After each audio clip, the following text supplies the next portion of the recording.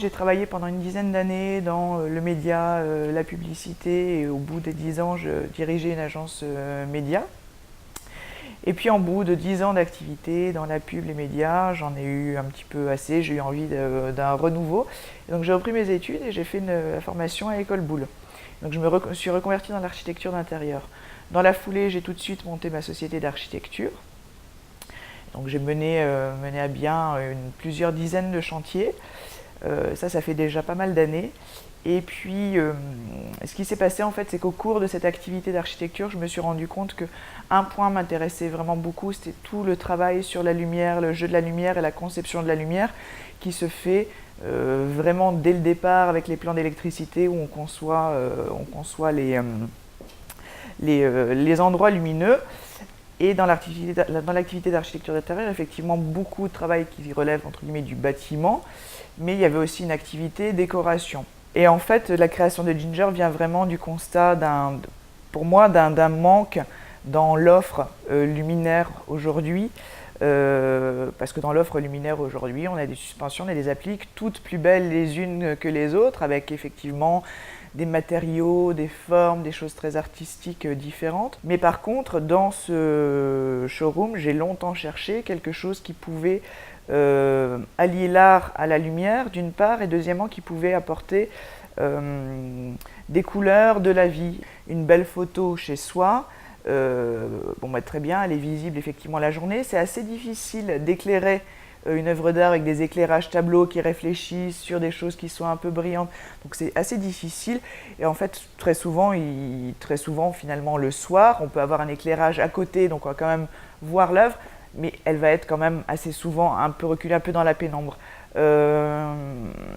Ginger va plutôt être là, sans parler d'utilité, va plutôt être là pour vraiment magnifier ses œuvres et pour qu'elles continuent de vivre vraiment toute la journée. En plus, ce qui est intéressant, c'est qu'en étant illuminées, elles changent. Elles changent. Elles ont on a la base, la même base, mais par contre, on voit des détails.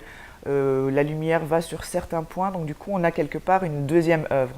Le thème urbain à traiter avec de la lumière est assez facile parce qu'on a les lumières de la ville, on a les lumières des phares, on a des choses comme ça. Il y a une photo qui était la toute première, qui est le numéro 0 et qui a été ici longtemps, qui est Where Are We Going, qui est vraiment cette route avec les phares. Donc ça a été la première qui m'a intéressée parce que le relief, j'ai tout de suite vu que le relief qu'allait apporter la lumière allait être hyper intéressant. Ça fait vraiment partie de ce en quoi je crois.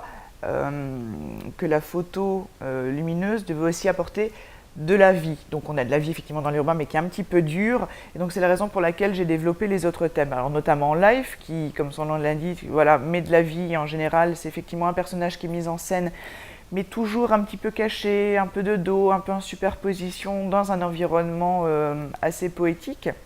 Mais ça a été la démarche pour Life. Pour le floral, c'était de pousser encore plus ce côté poétique. Donc on a effectivement des champs ou des fleurs, mais c'est pareil, de loin, certains c'est très clair, d'autres c'est un petit peu moins clair. Il y a ce côté un petit peu indéfinissable qui nous emmène sur abstract, où là le concept est poussé encore plus loin. Il faut vraiment regarder, essayer de comprendre ou pas. D'ailleurs, on n'est pas obligé d'essayer de comprendre ce que c'est, mais c'est vrai que c'est en regardant la photo qu'on imagine. Donc abstract, c'est vraiment le thème qui ouvre les perspectives pour essayer d'imaginer ce que c'est.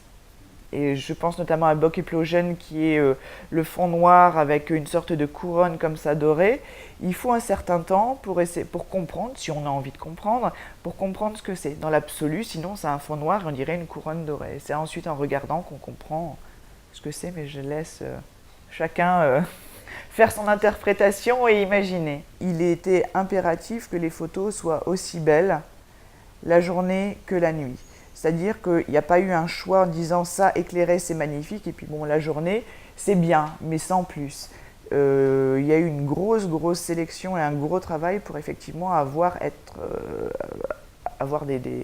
des photos qui vivent en tant que telles, même uniquement que la journée. Ce sont pas des prétextes les photos la journée ne sont pas des prétextes à être illuminées le soir. Ce sont deux œuvres quasiment différentes. Voilà. Le thème urbain qui peut être très énergisant, très contrasté en couleur, va aller bien dans un grand espace type loft, un petit peu épuré, un petit peu minimaliste, voilà, qu'un grand tableau comme ça qui va vraiment faire toute la puissance et toute la décoration du lieu, alors qu'on va avoir le motif floral qui va être beaucoup plus doux et qui va aller dans un intérieur plus cosy, peut-être plus une chambre, voilà. Et des choses après comme urbain ou comme live vont plutôt, à mon avis, dans des pièces de vie, voilà. Donc j'ai envie de dire que la palette des gens à qui ça s'adresse est assez large. Il y a 2 formats. En collection limitée, les grands formats sont édités à 10 pièces et les petits sont édités à 20 pièces. Les grands formats sont à 1590 et les petits à 1170. Surtout pour une collection qui est limitée, pour avoir une pièce d'art chez soi et puis pour avoir un concept complètement novateur. Faut quand même pas oublier qu'on a 2 produits entre guillemets pour un.